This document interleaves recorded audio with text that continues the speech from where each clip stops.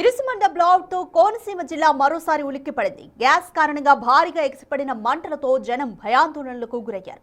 చివరకు సొంత ఊరిని విడిచిపెట్టి వెళ్లాల్సిన పరిస్థితి నెలకొంది. అయితే ఈ నేపథ్యంలోనే గతం ఓసారి వాళ్లకే కాదు అందరి కళ్ల ముందు కదలాడింది. అదే పాసర్లపూడి బ్లో అవుట్.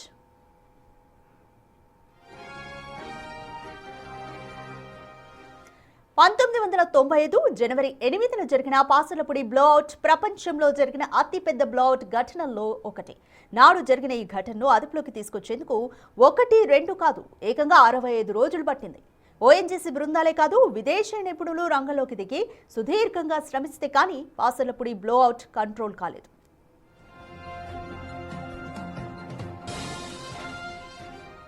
1995 జనవరి 8న సాయంత్రం 6:50 ప్రాంతంలో ఓఎన్జీసీ సంస్థ చమురు వెలికి తీస్తున్న 19వ నెంబర్ బావి నుంచి గ్యాస్ అధిక పీడనంతో బయటకొచ్చింది. దీంతో పెద్ద విస్ఫోటనమే జరిగింది. అయితే బ్లోఅవుట్స్ హిస్టరీలోని పాసర్లపూడిది అత్యంత పెద్ద చరిత్ర. ఏకంగా 65 రోజుల పాటు ఆరని జ్వాలగా రగిలిన ఈ బ్లోఅవుట్ కి నేటి ఇరుసుమండ బ్లోఅవుట్ కి పోలిక తెస్తున్నారు. అయితే ఈ అంశంపై నిన్న మాట్లాడిన ONGC crisis management head Srihari ఈ బ్లోఅవుట్ హిస్టరీలోనే అతి చిన్నది, అతి సామాన్యమైనది అంటున్నారు. ఇంతకీ ఈ రెండు బ్లోఅవుట్స్ కు సంబంధించి జనం మాటేంటి?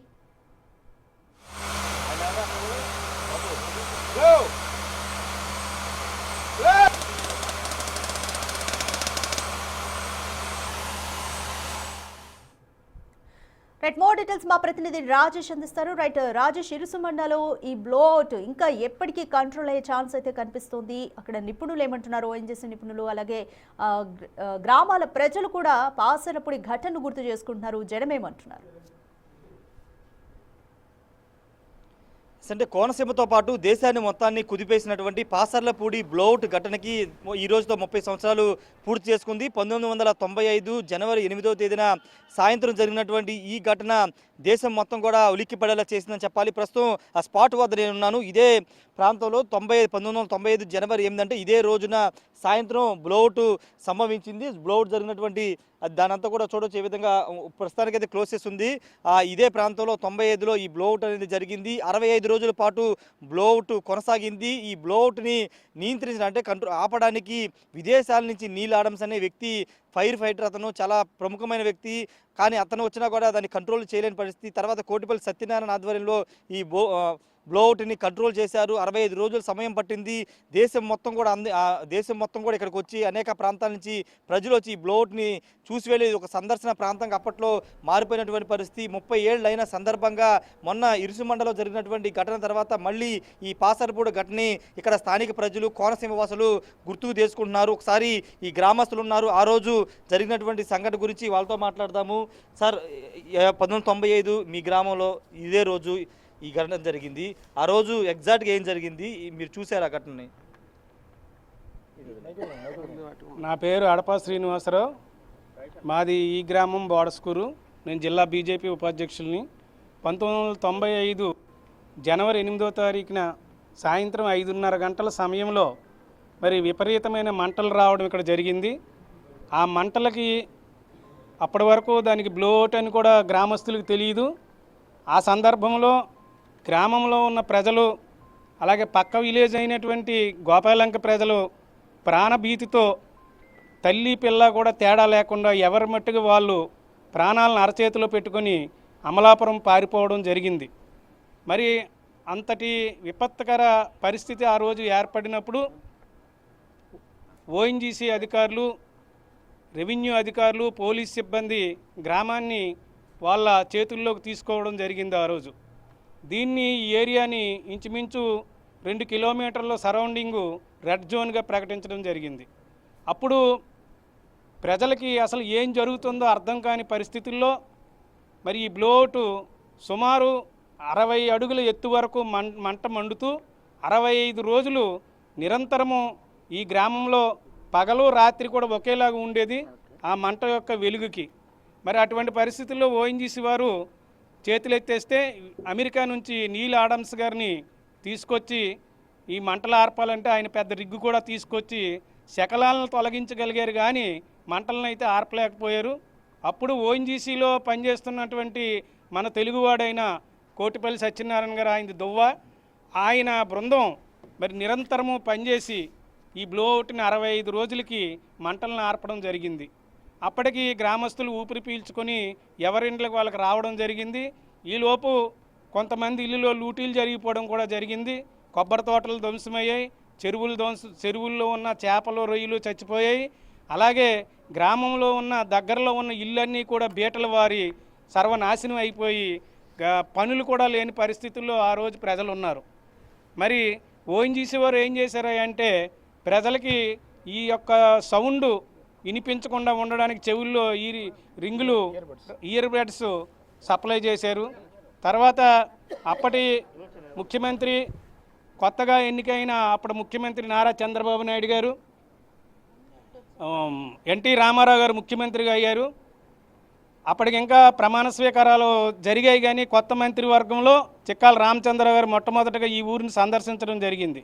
తర్వాత బాలయోగి గారు మంత్రిగా ఉండి ముమ్మడివారం నుంచి ఇక్కడికి వచ్చి ఈ కార్యకలాపాలన్నీ ఢిల్లీ ఓఎన్జీసీ అధికారులతో మాట్లాడి గ్రామానికి కొన్ని వసతులు కల్పించాలని కొన్ని సూచనలు చేశారు. కానీ తర్వాత అధికారుల యొక్క నిర్లక్ష్యం వల్ల గ్రామంలో డెవలప్మెంట్ అయితే పెద్దగా జరగలేదు. ఎందుకంటే 95 వరకు ఇది మెటల్ రోడ్డుగా ఉండేది, మెయిన్ రోడ్డు. హైవే 216 నుంచి ఇక్కడికి రావడానికి ఒక మెయిన్ రోడ్డు ఉంది. ఆ మెయిన్ రోడ్డు గ్రామంలో ఉన్న 95లో ఒకసారి ఓఎన్జీసీ వారు అప్పుడున్న పరిస్థితుల్లో తారు రోడ్డు వేశారు. కానీ ఒకటి అంటే ఇప్పటికీ ఈ కోనసీమ ప్రజలు ఈ పాసలపూడి ఘటనని గుర్తు చేసుకుంటారు. ఏంటి సార్ అంటే ఎంత తీవ్రత ఆ రోజు ఉండేది? ఆ రోజు తీవ్రత అంటే చెప్తున్నాను కదా సార్, ఏం జరుగుతుందో తెలక ప్రజలు ప్రాణాలను అరచేతులు పట్టుకొని పరుగున పిల్లలను కూడా వదిలేసి ఎవరి మట్టుకు వాళ్ళు ఎవరి దారిలో వాళ్ళు పరిగెత్తారంటే ఇక్కడ జరుగుతున్న ఈ కోనసీమ మొత్తం కోనసీమ అంతా కూడా ఇటువంటి రిగ్గులు ఉన్నాయి. ఈ రిగ్గులు ఎప్పుడు బ్లోఅవుట్ సంభవిస్తుందో అని తెలియక ప్రజలు రాత్రులు పడుకున్నా కూడా ఏ సమయంలో ఉలిక్కిపడి పరిగెత్తాలనేసి ప్రాణభీతితో ఈ రోజు వరకు జీవిస్తున్నారు ఈ కోనసీమలో. అది ఈవేళ మొట్టమొదటి ఇది అంతర్జాతీయ స్థాయిలో ఈ బ్లోఅవుట్ దేవరలంక జీసీఎస్లో రావడం జరిగింది. తర్వాత రాజోల్ ఏరియాలో రెండోసారి రావడం జరిగింది. మూడోసారి నగరంలో గ్యాస్ లీకేజ్ అయ్యి 21 మంది ఆ గ్యాస్ మంటల్లో కాలిపోయిన పరిస్థితి ఏర్పడ్డది. ఇప్పుడు 4వసారి ఇరుసుమండలో రావడం జరిగింది. ఇదంతా కోనసీమ మీద కుంపటి కింద తయారైంది. పోనీ దేశానికి అభివృద్ధి జరుగుతుందని ఓఎన్జీసీని సమర్థిస్తామంటే ఇక్కడ జరుగుతున్న ఏ గ్రామాల్లో అయితే ఓఎన్జీసీ కార్యకలాపాలు జరుగుతున్నాయో ఆ గ్రామాలకు మౌలిక సదుపాయాలు కల్పించడంలో మాత్రం ఓఎన్జీసీ నిర్లక్ష్యం వహిస్తుంది. ఎప్పుడు అడిగినా మేము పోరాటాలు చేస్తే రోడ్డు వేస్తున్నారు తప్ప ఆ రోడ్డు మీద వాళ్ళ వెహికల్సే ఇంచుమించు డైలీ 30-40 వెహికల్స్ కంటిన్యూగా తిరుగుతూ ఉంటాయి. మరికొంతమందితో మాట్లాడేద్దాం. సార్ ఏంటి సార్ అంటే ఏమంటే ఎలా గుర్తుందా మీకు ఆ రోజు ఘటన? ఈరోజు 30 సంవత్సరాలు అయింది ఘటన జరిగి, ఏం చెప్తారు మేడం? దాని గురించి అయితే చాలా బాధాకరమైన విషయం అండి. ఇక్కడైతే పాసలపూడి బ్లోఅవుట్ వచ్చినప్పుడు అయితే గత 30 సంవత్సరాల క్రితం అయిపోయిందండి. కానీ అప్పుడైతే 2 నెలలు అలాగ మంటలు అలాగ వెలుగుతూనే ఉన్నాయి. ఉంటే చాలా అంటే జనం సడన్గా రావడంతో ప్రాణాలు గుప్పిట్లో పెట్టుకుని బిక్కుమంట పరుగులు తీసి ప్రాణాలు ఎలాగా నిలబెట్టుకున్నారు, పక్క ప్రాంతాలకు వెళ్ళిపోయి. కానీ కొబ్బరి చెట్లు అన్నీ నాశనం అయిపోయినాయి సార్. కానీ ఆదాయం కొబ్బరి చెట్టు పెంచాలంటే ఒక 15 సంవత్సరాలు పడుతుంది పెంచాలంటే. దాన్ని చంటి పిల్లోడి కన్నా ప్రేమగా పెంచుకురావాలి. అది దాని ఆదాయం వచ్చేసరికేమో ఓఎన్జీసీ వారు తగలబెట్టేస్తున్నారు ఇలా వచ్చి. కానీ దాని నష్టపరిహారం ఇచ్చేసరికేమో సాకులు చెప్పుకుంటా తక్కువ ఎక్కువ అని పేమెంట్లు మాత్రం ఇవ్వట్లేదండి. రైతులందరికీ కూడా చాలా బాధాకరమైన విషయం ఇది. ప్రజలందరూ కూడా చాలా బాధపడుతున్నారు. ఈ ఓఎన్జీసీ అండ్ గైలు కూడా సంస్థ వారు చాలా బాధపెడుతున్నారు. ఈ విషయంకి వచ్చేసరికి ప్రభుత్వం కూడా ఏం చేస్తుందండి, ఓఎన్జీసీ వారు వచ్చేసి ఇంకా వాళ్ళ ఆదాయం తగ్గట్టు వాళ్ళు సంపాదించుకుంటున్నారు తప్ప రైతులను అయితే బాగా పాడు చేసేస్తున్నారు. రైతులు బిడ్డలు అందరూ కూడా ఎంతో బాధపడుతున్నారు. ప్రజలందరూ కూడా గ్రామ ప్రజలందరూ కూడా ఈ విషయానికి వస్తే మేమైతే చాలా సిద్ధిస్తున్నామండి. దాని నష్టపరిహారం ఇవ్వాలంటే ఇచ్చేటప్పటికేమో అది ఇది అని ఏదో సాకులు చెప్తున్నారు. రాసేటప్పుడు కూడా అగ్రికల్చర్ వారు అయ్యి వచ్చి ఇచ్చేటప్పటికేమో ఆదాయం సరిగ్గా ఇవ్వట్లేదండి. తీవ్రంగా దీన్ని ఖండించి మనం ఓఎన్జీసీ గైలు సంస్థ వారిని మన ప్రాంతాలకు రానివ్వకుండా అరికట్టాలని నేను ప్రార్థిస్తున్నాను. నేను గోడితెప్ప సర్పంచ్ రండి, జనసేన సర్పంచ్ రండి. కొంతమంది ఉన్నారు, వాళ్ళతో కూడా మాట్లాడదాం. బాబాయ్ అంటే మీకు గుర్తుందా ఆ రోజు ఏం జరిగిందో? ఒకసారి ఏం జరిగిందో చెప్పండి. అప్పుడు మీ వయసు ఎంత? నా వయసు అంటే ఇప్పుడు ఇంచుమించుగా 30 ఏళ్ళు, అంటే ఇంచుమించు 38 ఏళ్ళు. అయితే అప్పుడు నేను మార్కెట్లో ఉన్నాను, గోల్డ్ మార్కెట్లో. అక్కడ పనిచేస్తున్నాను. పనిచేస్తుంటే ఇలా ఫైర్ అయ్యి చేతిలో ఐటెంలు కూడా ఉంటాయి, గబగబా పరిగెత్తుకుంటూ వచ్చాను. పరిగెత్తుకుంటూ వచ్చేప్పటికి ఈ లోపల మాకు పేరమగ్రహారం దగ్గరకు వచ్చేప్పటికి గ్యాస్ కంపెనీ దాటిన తర్వాత ఈ లోపల మెట్ల సత్యనారాయణ గారు, బాలయ్య గారు మమ్మల్ని అక్కడ ట్రాఫిక్ బంద్ చేస్తే మమ్మల్ని పంపించారు. అంతవరకు తెలిసండి. ఊళ్ళోకి వచ్చిన తర్వాత పరిస్థితి 30 ఏళ్ళు అవుతుంది కదా, ఆ రోజు ఘటన తలుచుకుంటే ఏమనిపిస్తుంది? నాకు వేళ మాత్రం ఊర్లో 90% వెకేట్ చేసేసారండి, ఎవరు లేరు. మా ఫ్యామిలీలో నేను, మా ఫాదరు, మా బాబాయ్ గారు, మా మిస్సెస్, మేమే ఉన్నాం ఇంట్లో, మా ఇంట్లో. వీళ్ళు ఊళ్ళో వాళ్ళు కూడా 90% వెకేట్ చేసేసి వెళ్ళిపోయారు. నేనేం చేశానంటే భీమనపల్లి వెంటనే మా వాళ్ళని 2 వ్యాన్లు వేసి పంపించేశానండి. మా ఫ్యామిలీ జమ్మని మాత్రం 12 మంది నెంబర్లు అండి మేము. ఆ ఇంట్లో అందరినీ భీమనపల్లి మా మామయ్య గారి ఇంటికి పంపించేశారండి. అయితే ఏమిటంటే అన్నీ బాగానే ఉంటున్నాయి కానీ ఇది రోడ్డుకే సరిగ్గా ఉండలేదండి. వేసిన సంవత్సరానికే పాడైపోతుంది. ఇది వరకు తవ్వి వేసేవారు రోడ్డు, ఇప్పుడు బూడిద పోసేస్తున్నారు తారేసి. ఓకే, ఇది మొత్తంగా ఓవరాల్గా ఉన్న సిచ్యువేషన్ 30 ఏళ్ళ ముందు జరిగినటువంటి ఈ సంఘటనే గ్రామానికి అందరికీ వర్తిస్తుంది బ్లో అవుట్. అవునండి, గ్రామంలో కొంతమందికే ఒక పార్ట్ విడతీస్తున్నారు, వాళ్ళకే బెనిఫిట్స్ ఇస్తున్నారు. ఇది ఓవరాల్గా పూర్తిగా ఓఎన్జీసీ అనేది చాలా నిర్లక్ష్యంగా వ్యవహరిస్తుంది. 30 ఏళ్ల నాడు జరిగినటువంటి సంఘటన ఈనాటికి కళ్ళ ముందు కదలాడుతుందంటూ ఈ గ్రామస్తులు వీళ్ళంతా చెప్తున్నారు. ఆ రోజు ఘటన జరిగినప్పుడు ఏ విధంగా ఉందో ఒకసారి మాట్లాడదాము. సార్, గుర్తుందా సార్? ఏంటి ఆ రోజు ఘటన సంబంధించి గుర్తుందా? ఏంటి ఏమనిపిస్తుంది? 30 ఏళ్ళు పూర్తయింది. నా పేరు బొక్క శ్రీని అండి. ఈ పక్క గ్రామం అల్లవరం అది.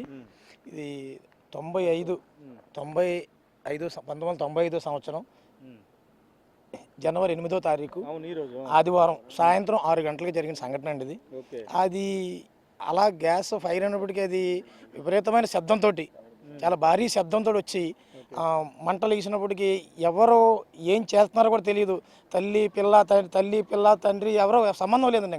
వాళ్ళు ప్రాణాలు గుప్పెట్లో పెట్టుకుని అరచేత పట్టుకుని ఎవరన్నమాట పారిపోవడం అనమాట. ఇంకా అక్కడ ఉన్నటువంటి ఆస్తుల్ని అన్నింటిని కూడా వదులుకుని ఎవరన్నమాట చెల్లాచెదరు అయిపోయారండి. ఎవరి ప్రాణాలు అరచేత పట్టుకుని చెల్లాచెదరు అయిపోయారు ఎవరన్నమాట వారు.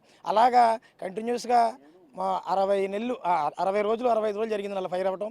దాని 65 రోజులు కంటిన్యూ జరిగింది. అలాగా తర్వాత మా సోదరులు చెప్పినట్టుగా నీల్ ఆడమ్స్ రావటం, ఆయన చేయలేకపోవటం, మన కోటిపల్లి సత్యనారాయణ గారు మన తెలుగునటువంటి దువగ్రామవాసి ఆయన దీన్ని ఆపడం జరిగింది. ఆ విధంగా ఇది ఒక సంఘటన. కోనసీమకి బ్లోట్లు బెడద ఎప్పుడు తప్పుతుంది? రెండోది, ప్రజలు ప్రాణాలు అరిచేతిలో పెట్టుకుని బతకాల్సి ఉంది. మొన్న ఇరుసుమండ ఘటన కూడా మనం చూసాం, ఊరికి దూరంగా జరిగింది కాబట్టి ఎవరికి ప్రాణ నష్టం జరగలేదు. ఇప్పుడు ఇది ఏంటంటే సార్, ఇది మెయిన్ ఏంటంటే గ్యాస్ పైప్ లైన్ అనేటువంటిది ఓఎన్జీసీ అనేది పెద్ద సంస్థ. ఆ సంస్థ చేసినటువంటి కార్యక్రమాలు 50 సంవత్సరాల నుంచి పైప్ లైన్లు అన్నీ కూడా చాలా పురాతనం అయిపోయినాయి, ఓల్డ్ అయిపోయినాయి.